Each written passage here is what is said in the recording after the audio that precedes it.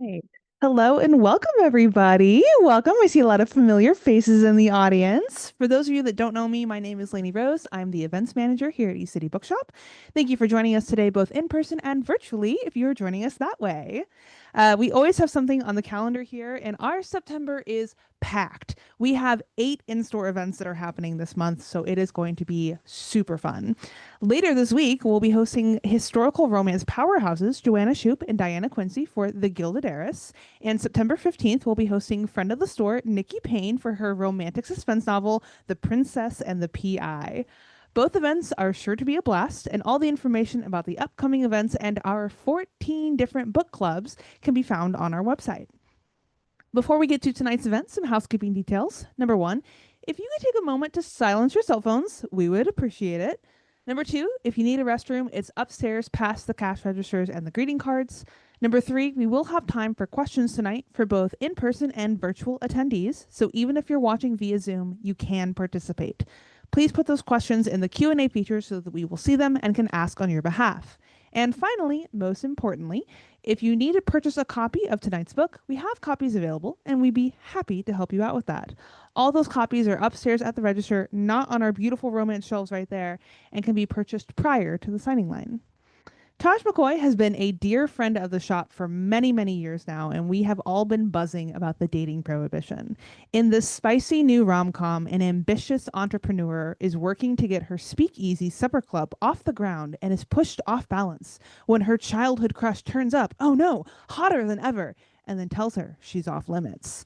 As her investors fall through and her best chance at fulfilling her professional dreams point towards leaving home again for a fresh start, will BJ be ready for love before Kendra moves on, or will he sweep her off her feet when she least expects it?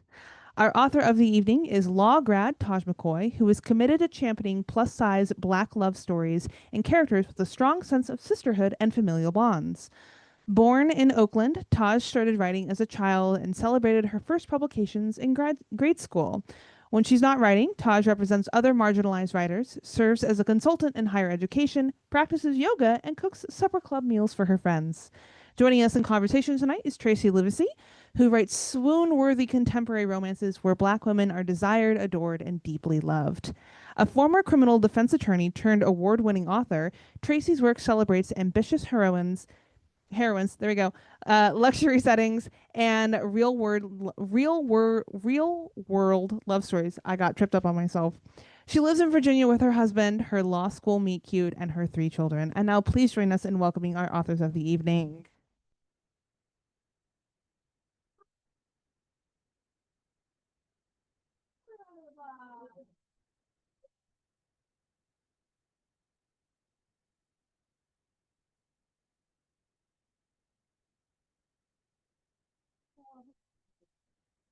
Hello. Oh, there we go. Hello.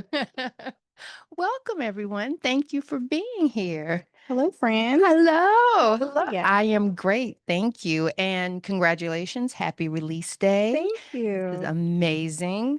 We are all here for the dating prohibition. Has everyone picked up their copy? Thank you. Yay. Good, good, good. Has anyone read it yet, or are we gonna? Not No? yet. Okay. I figured, I know it just came out. I figured. I with that in mind, I am not going to do spoilers. Yeah. Like, obviously, it's a happily ever after. Right. We know who we are and what we're doing here, Right. but there's some other things. I don't want to give those away. So I'm gonna be good. We're gonna, Fair. yeah, Fair. good. Okay. I'll try my best not to fear. It's your day. You can do whatever you want. They're still gonna read it. They still gonna read it. So okay, y'all ready? You Ready? ready? Let's do All it. right. So I want to start with the dedication. So you dedicated to a few people, I did. but the last dedication I loved. You said, to everyone out there building toward the dreams that others deem impossible, I see you. Keep going. What's that about? I feel like there are often times where we have in mind for ourselves something that we want to do, and we put it off and we put it off and we put it off because we were conditioned to believe that we had to go do these other things first. And a lot of times we put off the thing that we want more than anything, the thing that we know makes us happy. For me, that was writing. And I knew I was a writer since I was a kid. I was, what's the word? Discouraged. I was discouraged from being an English major in college, even though I knew I wanted to be a writer. And I took a 20-year detour, going to law school, working in law school admissions and things like that, and found my way back and had my first publication at 40 years old. And, there's no regrets, but at the same time, I let that conditioning stall me and then also create fear. And I just want to encourage people, like if there's something on your heart, you have to go for it because otherwise you're not really being true to yourself. I love that. I mean, that's a very sort of similar story. I think, like discourage is the word, but I think they would probably say encouraged us to be able to support Right. ourselves, Right. They thought they were equipping us. Yes, Yeah. yes. But like you said, when something's on your heart, like Yeah. you just You have to do you have it. to do it. Even if you take that 20-something year detour, That's you right. eventually get there. That's right. So I love that the book takes place in DC. And one of my favorite things is in the first chapter, you describe driving through a traffic circle in Yeah. such a way that I like laughed out loud. Um, why why is it important to set your stories here in DC? Yeah. So, if anybody who has followed me for a while knows I kind of bounce back and forth between California and DC in my stories. And, this one just felt right to be on the East Coast, especially given, some of the background of the story. BJ is the love interest, and he's a professor of historic preservation. And so he deals a lot with the Great Migration and talking through kind of landmark buildings that were important in Black history. And so I feel like there's a lot more in terms of those landmark buildings, especially on the East Coast, as opposed to the West. And so it just made sense for it to be there. And plus, I knew that I kind of wanted to have a part of the story in the South. So we get taken to South Carolina at some point. But it fit well, but also DC is kind of that place. You expect to find some speakeasies. You expect to have that kind of vibe. And so it just matched up really well. Yeah. You expect to find tall, hot brothers with dreads and glasses And I'm beards saying, and and beards, things, all bearded and sexy. and sexy things and Yeah. educating things. Yes. Sorry. Love it. So this book was so rich and layered. I'm wondering when you were sitting down to write it, which idea came first? Was it the trope? Was it the plot? We have speakeasies. You're talking about what Ben's job is. Like there's so much. What Yeah. came to you first? Thank you. Actually, this story is born from some actual events. And so I happen to have a friend who I had crazy chemistry with, and they told me I was off limits. And I said, "Says who?" And they said, "Says me." And I said, "Well, why?" And they were like, "Well, we're in a similar circle. I don't know. Like, what if something happens?" I was like, "Well, we're grown. So I can act grown if you can act grown." But they just didn't want to try. And so to me, I would much rather a guy say, "I'm not interested," right? Because if you tell me you're interested, but you also tell me you don't want to try, you're telling me I'm not worth it. At least that's how I see it. I'm gonna go straight for the most degree. But to me, like, I was like, okay, well, this sounds like a story. And I said, okay, so I'm gonna write this. I'm going to dedicate part of it to you. So he's also in the dedication. And I said, I'm gonna also, yep. Uh-huh. But I said I'm gonna make it a little filthy because I want you to see what you're missing. Yeah. Yep. Did we send Mr. B a copy of the book Oh, or? you're gonna have to buy one. Well, That's Right. that's right. Okay. That's good. Mhm. That's good. Some might say that not that you weren't worth it, but that he didn't have the courage, or maybe he's not worth you. Yeah, Because I think in the real story, I think it's a timing issue. mm, And you can't force something like that. right, And so right. to me, I'm like, okay, well, that's cool. We're still friends. Yeah. But at the same time, I think if it is a courage issue, there's nothing I can do to help that. Right. You just got Yeah. to grow a pair. Yeah. I'm looking at the camera right I know we all are. now. And when did the other stuff come in, like Yeah. the speakeasy and all So that? I was like, okay, well, where could I set them that would make sense to me? And I was like, see, speakeasies always feel really sexy. And one of the things that I have done for many, many years with my friends here in DC is I host a lot of supper club meals. And that was kind of a tradition that we started the first time I lived in DC. So I lived in DC from 2015 to 2018. And that's when I was working at UDC. And then I moved back to California and I came back in 2021 and I've been here ever since. And so, my friends know me as the cook. And so I would bring them over, I would try recipes out on them. I would sometimes just randomly make stuff and then I'm like, I don't actually eat a lot of sweets. Can you take this with you? And so it just kind of got born from that because I was like, okay, well, Kendra, I want her to try to do something different. And I was like, a lot of times the speakeasy is the bar.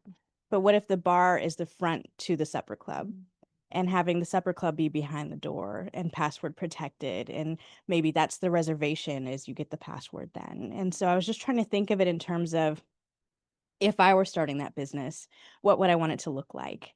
And then from there I was like, okay, well, this idea of off limits, well, what if we do brother's best friend?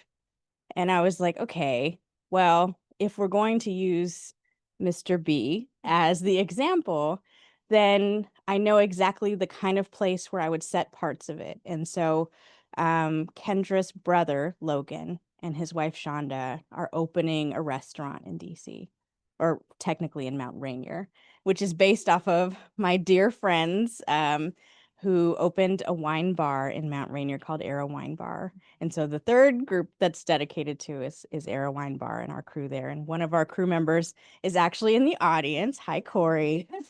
Uh, and so, like what was fun about it is, there are things that the inner circle, so to speak, will find familiar, but still the place in the story, the characters in the story are still very different. They may have one piece, one mannerism, one characteristic that's real, but then I layered on a whole bunch of stuff that's not them.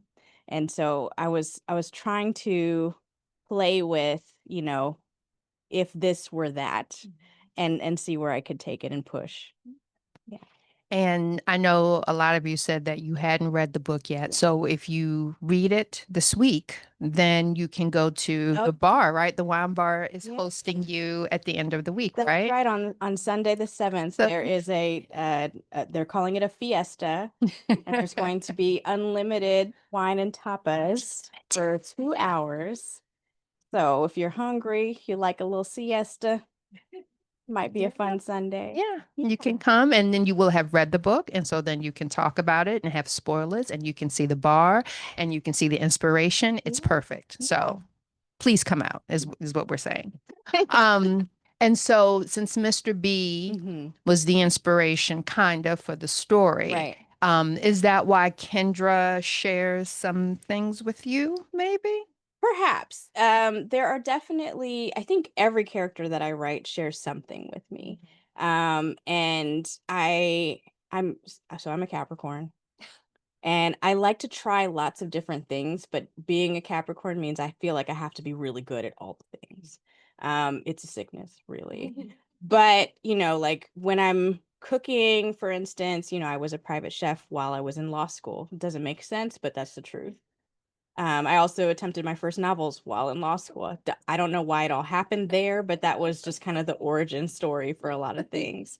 But while there, like a lot of different pieces kind of fell into place for me. And I think what I like about Kendra is I wanted to tap into that sibling dynamic and how a lot of times the older sibling is either the parent of the younger siblings or they're the golden child, one or the other. And so here, Logan is the golden child, and Kendra very much feels like the black sheep, but you actually get to see some of that dynamic play out with the parents and some of the other elders. And what I like about it is, I don't think I've ever felt like the black sheep in my family, but I definitely have felt like some of the other siblings had it easier. And so I wanted to just kind of play with that. I'm not sending a message to my parents, but Sure. if they get that, okay, hi. But like it's just, to me, I think I always like to play with intergenerational dynamics in some kind of way.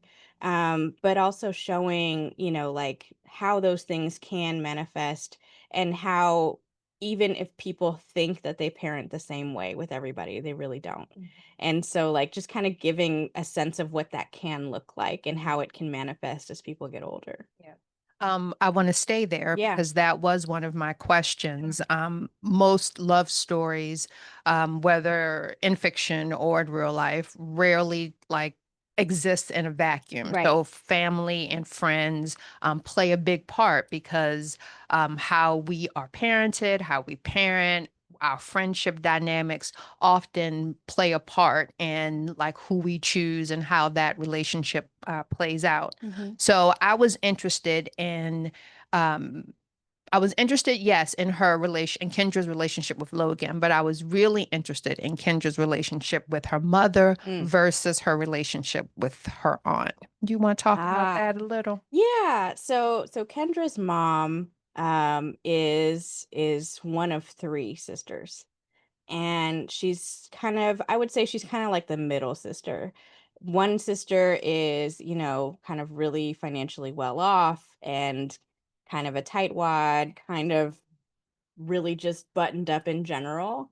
And then one is just this super warm and supportive aunt who, kind of looks at Kendra as her second daughter because she has a daughter, Lonnie, who is Kendra's cousin, and then Kendra's mom. And Kendra's mom, while she has warmth to her, it all seems like it's directed towards Logan.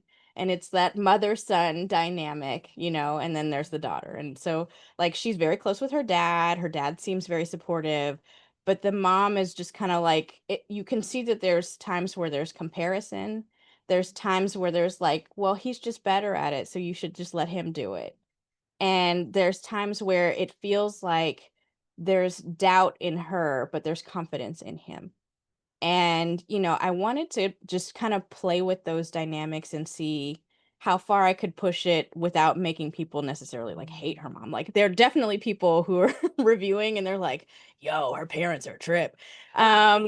But, at the same time, like that's real life, like to have dynamics where certain family members you're close to, and sometimes they're not the ones that are in your immediate family, but that doesn't change the dynamic of them being that really important person to you. I really did find it interesting because usually in stories, when the family is a part of it, either they're like really great, Yeah. right? Or they're really horrible. Hmm. And I mean, I will admit, I didn't write those comments, Yeah. but I was like thinking like, Yeah. wow, Yeah. wow. Mom's the tip. Yeah. Yeah. Yeah. Yeah, She was mom. allowed. Wow. Yeah. But again, like this, I don't think this is a spoiler. Like they do support her They do. when, yeah, Yeah. When it when it counts. counts, when it Yep. counts. Mhm. So I really enjoyed sort of that because you're right. It's real life. It Yeah. felt very real to me. Um, what was the most interesting and the most fun fact you discovered while researching for the book? So I actually got to interview a professor of historic preservation who was working at Skidwell University. And, just kind of talking through the dynamics of landmark buildings and some of the history in DC and kind of how a lot of the different bits and pieces work. Um, I did a lot of research on my own, and then I was like, I need to talk to somebody because I don't want to get it wrong. But having worked for, at this point, I think I've worked for six universities. I have some knowledge of some of the inner workings, at least of being a professor, but in terms of all of the other bits and pieces, it was a lot of fun to try to delve into an area that I had never taken a class in, and honestly would love to take a class in at this point, because I think that there's so much that we are not taught in schools about our history, and so much feels like it's falling through our fingertips and being lost or buried. And so like I really connected with that piece in particular. Yeah. Was that fascinating and fun? Fascinating and fun, and also tedious in ways, like the things that people have to go through to have a property, like designated a landmark, what can be a landmark in a private holding versus owned by the government. There's so many dynamics and nuances to it that I still don't quite understand, but I got enough to be able to do this without stepping on toes, so to speak. No, it was perfect. It was Thank you. perfect.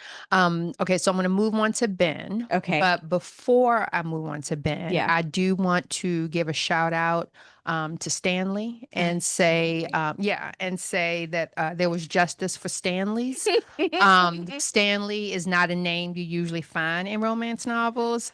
And in fact, when I think of Stanley's, I'm old, so I think of Boomerang when Eddie Murphy was like, "You treated me like you thought my name was Stanley." So, I like that there was a Stanley that also was getting a little bit of love in the book. So thank you on behalf of Stanley's. Thank you. But for Ben, Yes. you talked about off limits, Mhm. and you talked about he is, this is a brother's best friend trope, Mhm. but Ben is also dealing with additional trauma, He like is. of his own. Yeah. And so what went into, I guess, not padding out, but doing more than just relying on the trope to be the conflict in the relationship? Because I didn't want to play into, the older brother kind of blocking and deciding what his sister could and could not have. I felt like I needed to give Ben a layer of complexity that was basically him justifying his not being ready. And, like him having dealt with losing a previous partner and, also no longer having his parents, he looked to Kendra's family as his own because he grew up around them. And so he was like in a frame of mind of, if something were to go wrong between us, like I might lose everyone that I have left.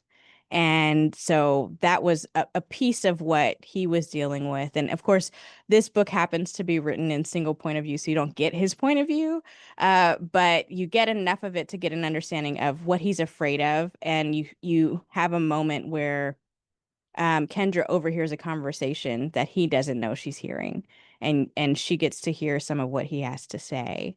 And she doesn't take it well in the moment.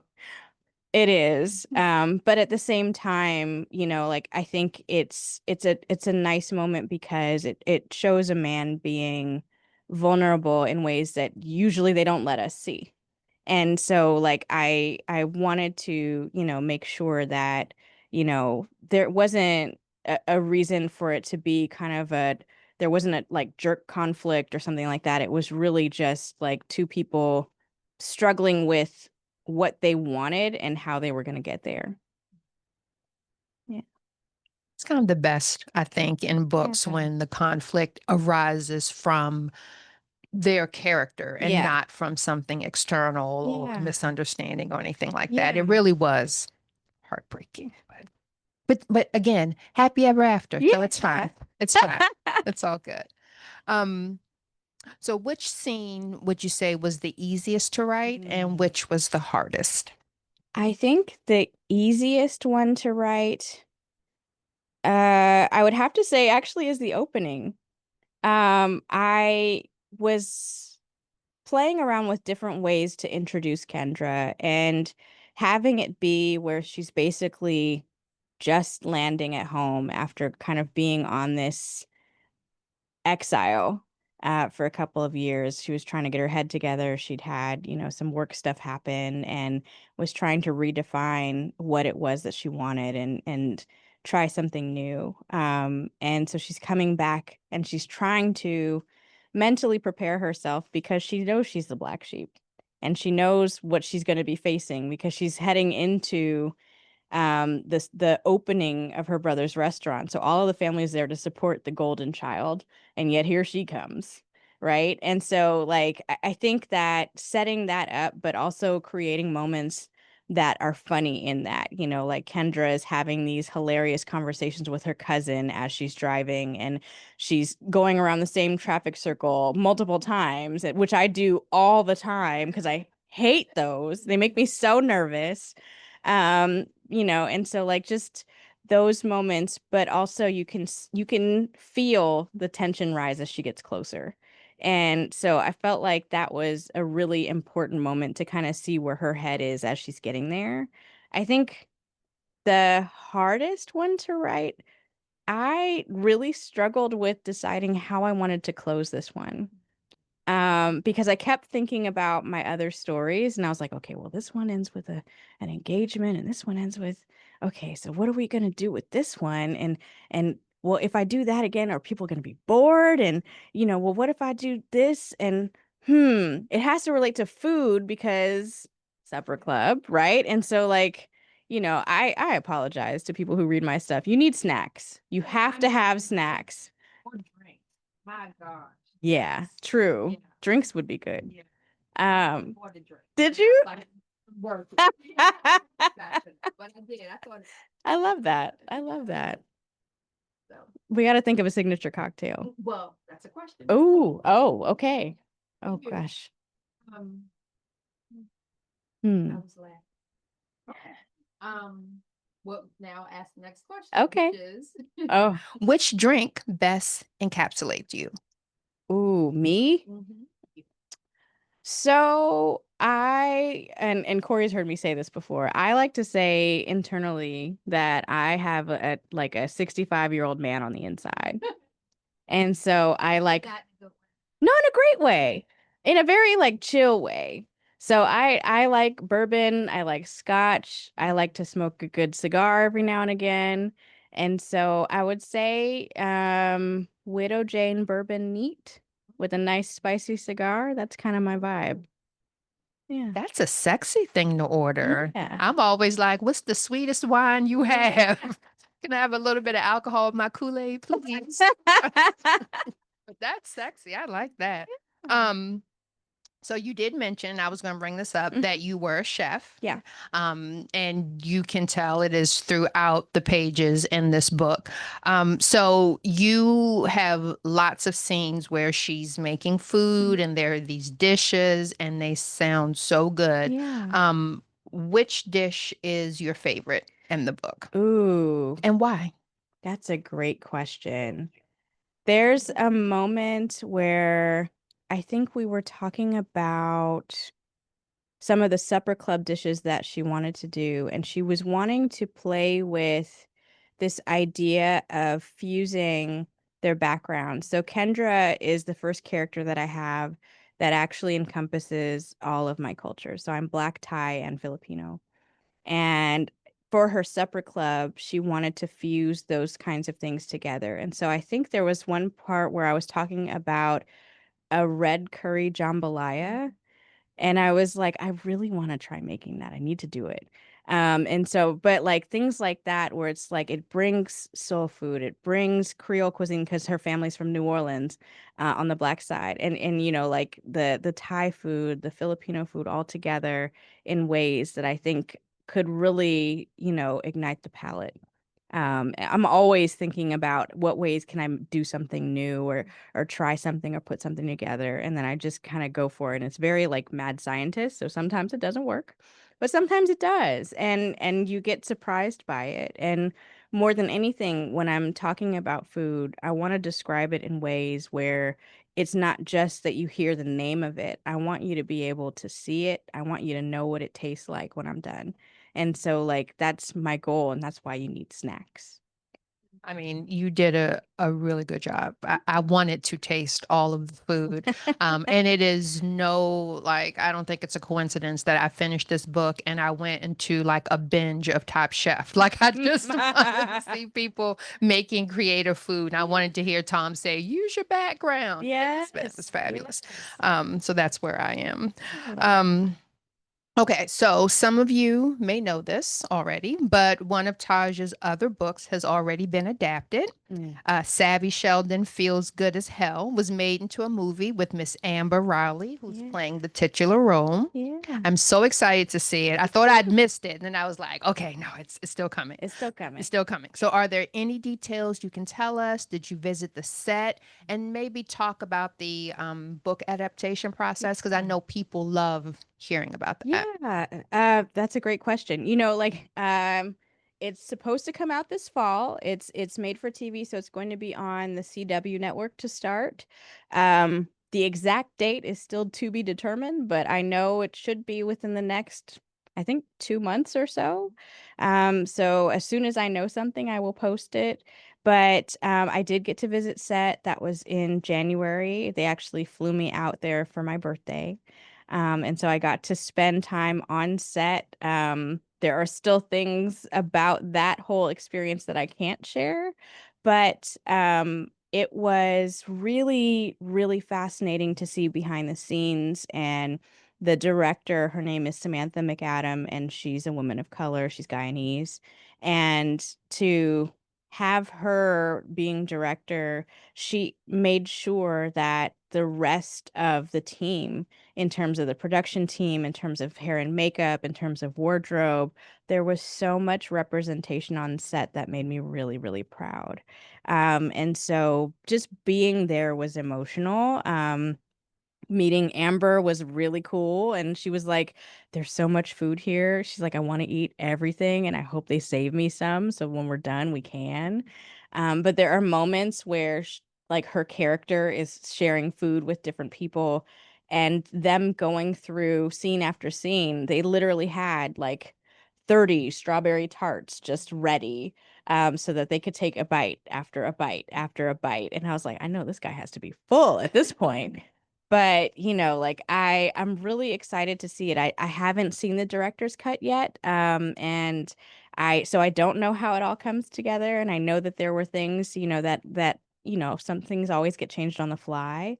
When it comes to, that part where they're casting and then putting the script together and things like that. The way that my contract was written, I really didn't have any input to give there. I was one of the producers, but that's just kind of in name. And so like it's just kind of like, oh hey, I'm here. Hey y'all. But all of those things, the cast was done and I didn't even know they had started casting. And then there were actors in my DMs like, hey, I just auditioned. I'm really hopeful. And I'm like, I have no say, but good luck. I'm rooting for you. And then they called me in December and they were like, yeah, Amber Riley's gonna be Savvy. And I was like, what? What you mean? And then they were like, yeah, can you come to set? And I was like, yeah, of course. I think we can do the things. And so they flew me out. I was in Toronto. They were filming. And what was funny was January in Toronto, it was snowing the whole time I was there. And, my book is not a winter book, but it's going to be a winter movie. There's definitely like a Christmas party at some point in the movie that doesn't happen in the book. There's a lot of things that don't happen. But seeing something adapted, and seeing a director's vision and how things kind of change and adjust based on what it is they're trying to do is really interesting. And I think as a creative, having your work adapted is you have to, it's like having a kid and like having to let them make decisions. It's hard. I was like, wait, this doesn't like that's savvy, but that's not savvy. Like what? Like that's not my definition of savvy, but savvy's defining herself right now. And so it was an interesting dynamic because, like I just had to kind of like take the reins off and let them do their thing, and I'm gonna be okay with it, whatever it is. It's still gonna have my name in the credits, and like I'm still going to promo it.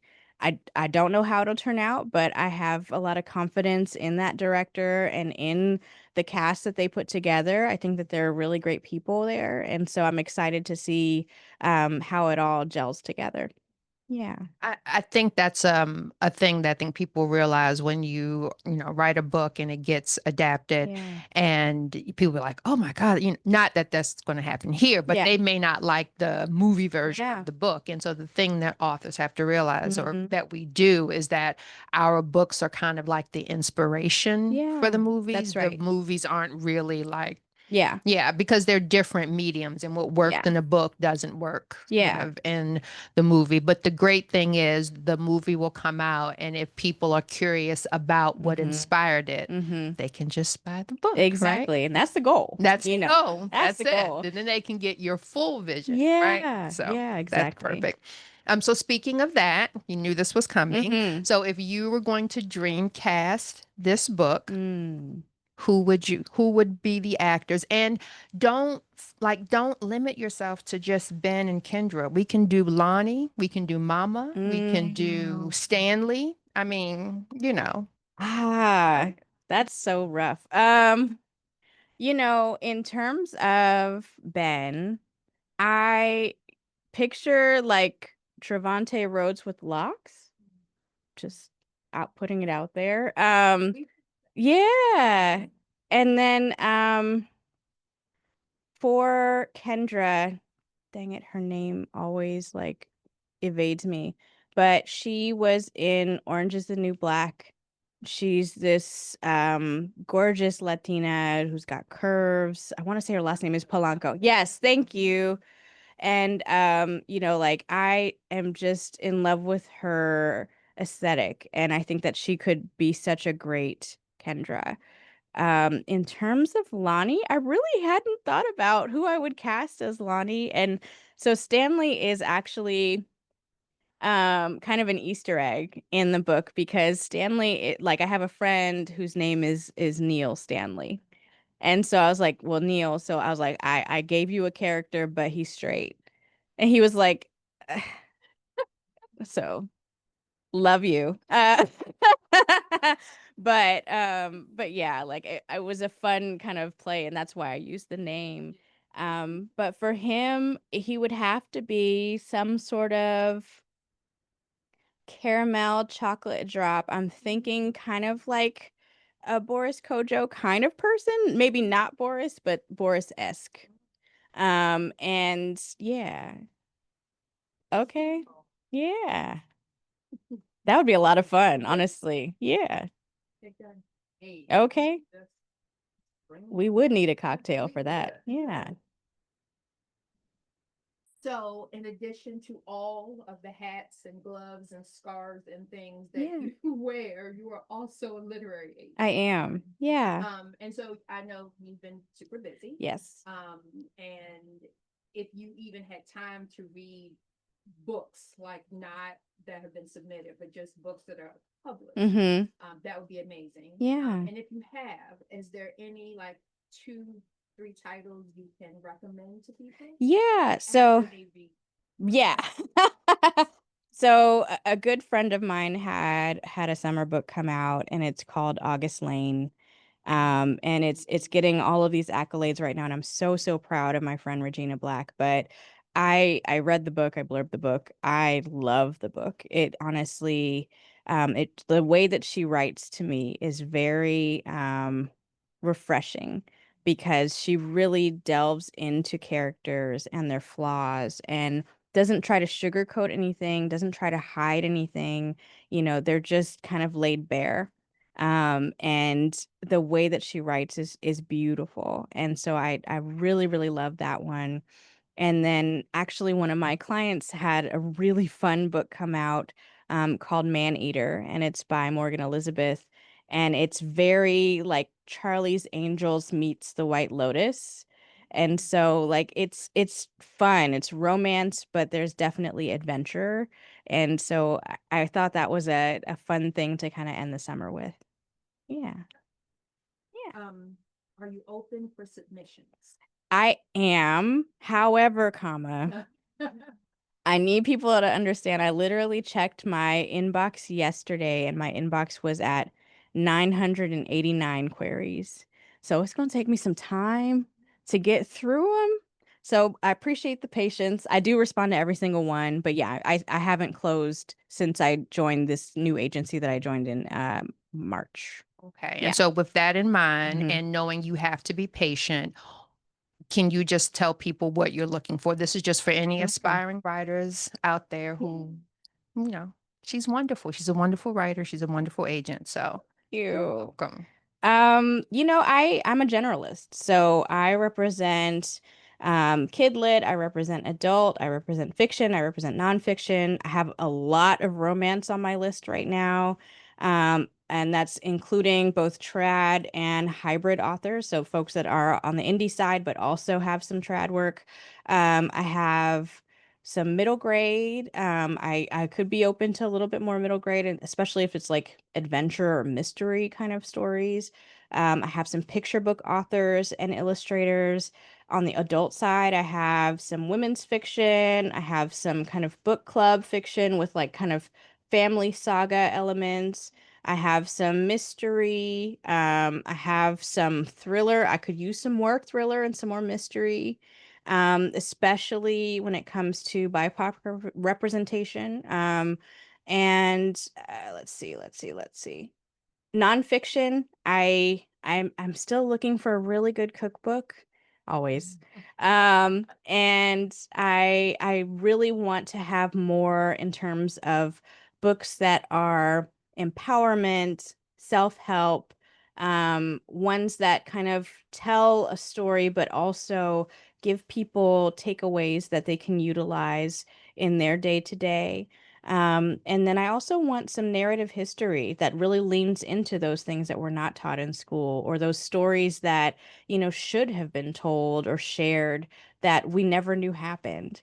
And so that's definitely something I'm looking for. That's a lot. So get to writing. Yeah. There's lots, It's a lot of things. Yes. Okay. And so one final question before we open it up, Yeah. is what are you working on next? What can we look forward to? Well, I'm not sure if you're going to be able to look forward to it, but I am working on some proposals right now. I have a romantic mystery series that I'm looking to pitch, and I have a potential Austen retelling that I want to pitch. And so we'll see. It's not Pride and Prejudice, but it is Emma. I know. So I'm hopeful. We'll see. We'll see. I'm trying. But you just never know what your publisher is gonna accept or not. And so, we'll see. But either way, I have those, and if they don't get picked up, I'll do them on the indie side. And I have something on the indie side that I'm also working on. And that one, I call it my Wedding Crashers book, but I would say it's actually a workplace romance. They just happen to have their initial meet cute at a wedding where they happen to share a bridesmaid. Okay. All right. Yeah. Okay, first, do we have any online questions? I saw Lainey Rose and then she disappeared. Okay. No, not yet. No. Okay. Oh, okay. Yes. No. Okay. Questions? Anyone have any questions? Corey. Since you talked about cocktails, one question. So it's, we're getting into the fall season in a couple of weeks. We want to read a book, snuggle. What's a wine that you would pair with the book? I have to repeat. Mm-hmm. What's a wine you would pair with the book?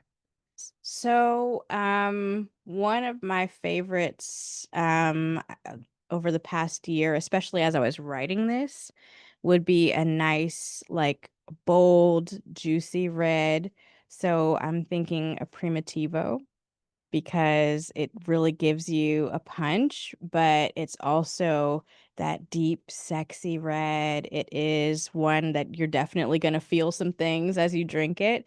But it's a vibe. Yeah. This is like real people wine. Yeah. Yeah, Oh, dry. yeah. Okay. It's not sweet at all. Okay. I just wanted to be sure. Yeah, I figured you were gonna do real grown up wine. Okay, that's fine. Do we have any other questions?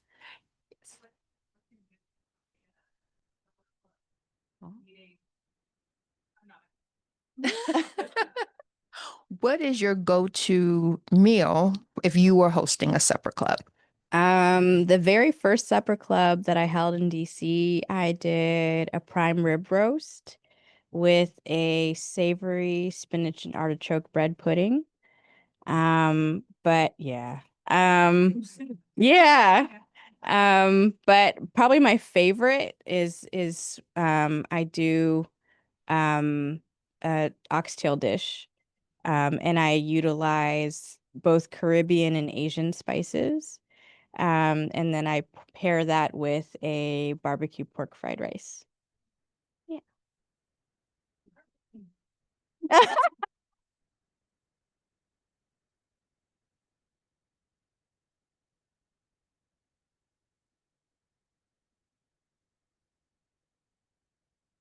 Go for it. These are sort of like writer Sure. questions. Do you believe in writer's block? Yes, emphatically so. And how would you advise someone to get over it? I think the hardest part is convincing yourself that something is actually there.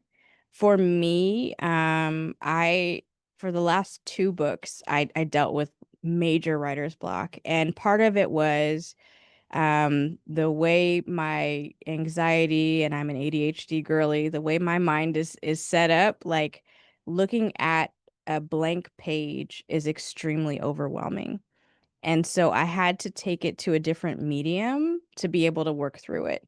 And so instead of looking at that blank page, I started dictating, and I would just talk it out and kind of lay the foundation for maybe the main conversation that happens in that particular scene. And then because I had that, I would use a software to transcribe that into Word. And now magically there's something on the page and I can work with that. And so it was about finding ways to get past the hurdles.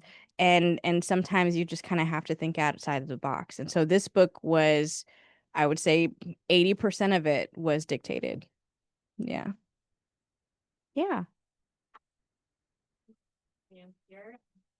They love the cover art and talk about who designed it and what, if any, input you Yeah, Can you talk about the cover art? absolutely. So the artist is Noah Denman. Noah has done the covers for Savvy, for Zora. No, not Zora. For Savvy, for Good Ones Are Taken, for this one. And I believe Noah may have done the cover for Even If the Sky is Falling, which is my anthology.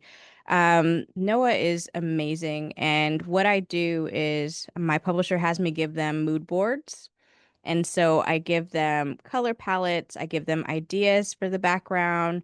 For this one, I said, it's set in partially in the fall in DC. And so think about, the brick buildings and the row houses and the monuments. And, I gave photos of different people in terms of their aesthetic, in terms of their build, their shape, their hairstyles. And sometimes it's literally like one JPEG is called his hair, and one is called her shape, and one is called her style.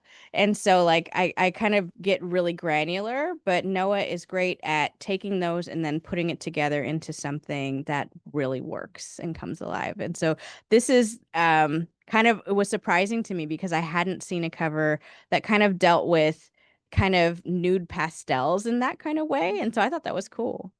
Yeah. Yeah, and I definitely think he has sort of created an aesthetic for you. Like this is a Taj, Yeah. Yeah, for sure. Yeah. Yeah. You know them when you see them. Oh, thank you. Yeah, Got a couple more? I love it. In your busy schedule, do you ever visit book clubs virtually? And if so, if there's a way to get in touch with you, I'm assuming maybe a contact form on your website, but if that's something that you I have. Yeah. Oh, Do you do book clubs? And how can they contact you? I have done book clubs, and I have joined them virtually before. Through my website is a great way, or even through my agent. Either way is perfectly fine. And then, if we're able to find a time that works, great. I will say things are really busy right now, but I will do my best. And this is a good time for you to maybe tell people what your website is, Mhm. maybe give some of your social media handles so they can follow. Certainly. So the website is tajmccoywrites.com. I am sorry that I am not a person that has the same handle for all of my different things. But rock with me. TikTok is at Taj McCoy. Threads and Instagram are the number one who will, the one who will. And that's because my first name is actually Tahira. It means the one who will succeed. And so I can't let it go. And let's see. I am on Facebook. Do I ever update it? No. I think Instagram posts things there, but I don't even check. So that tells you how much I'm there. I'm on Blue Sky also, and I think that one's Taj McCoy. But I can't tell you the last time I actually updated that one either. Yeah, sure.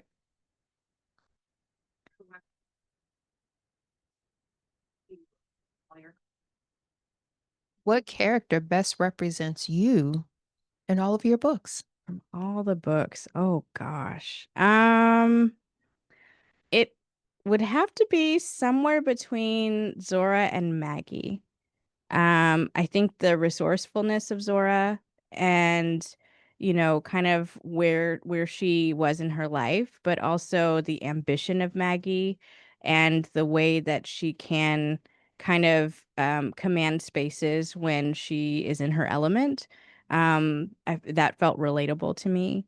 But I really also liked how she leaned into her confidence when it came to things that she like had been trained to do. She was like, just let me cook. And so like I would say I'm probably the most like Maggie, even though my friends would probably say I'm more like Zora than Maggie. Yeah.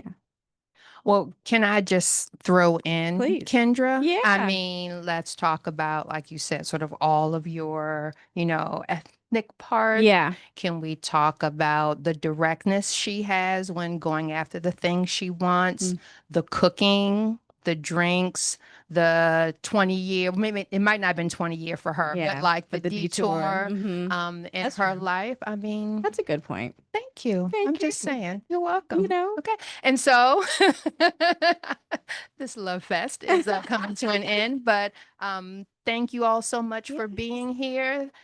Thank you so much for supporting Taj. We are talking about the Dating Prohibition. If you have not gotten your copy, please order it. Yes. It's wonderful. And I'm so happy for you. Thank you. Congratulations. Thank you. Thank Thank you. you. Thank you both so much. Thank you all for being here, and thank you to our virtual audience. We are so glad that you could all be with us.